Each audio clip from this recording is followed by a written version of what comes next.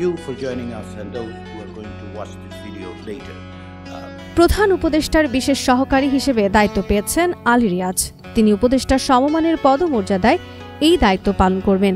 তার নিয়োগের মাধ্যমে মোট 9 জন ব্যক্তি প্রধান উপদেষ্টার বিশেষ সহকারী হিসেবে অন্তর্ভুক্ত হলেন।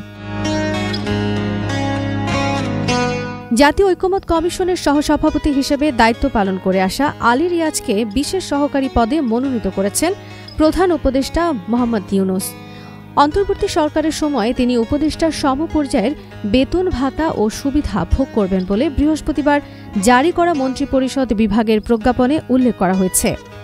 প্রজ্ঞাপনে আরও জানানো হয়, প্রধান উপদেষ্টা মোহাম্মদ ইউনূস তাকে বিশেষ সহকারী হিসেবে নিয়োগ দিয়েছেন। তার নিয়োগের ফলে প্রধান উপদেষ্টার বিশেষ সহকারীর সংখ্যা দাঁড়িয়েছে 9 জন। অন্তর্বর্তী সরকার গঠনের পর আলী রিয়াজ প্রথমে সংবিধান সংস্কার কমিশনের প্রধান হিসেবে দায়িত্ব নেন। পরে 6টি সংস্কার কমিশনের সুপারিশ বাস্তবায়নে জাতীয় ঐকমত্য কমিশনের সহসভাপতি হিসেবে কাজ করেন তিনি। গত অক্টোবরে ওই কমিশনের মেয়াদ শেষ হয়, যারা রাজনৈতিক দলগুলোর সঙ্গে আলোচনার মাধ্যমে জুলাই জাতীয় সনদ প্রণয়ন করে।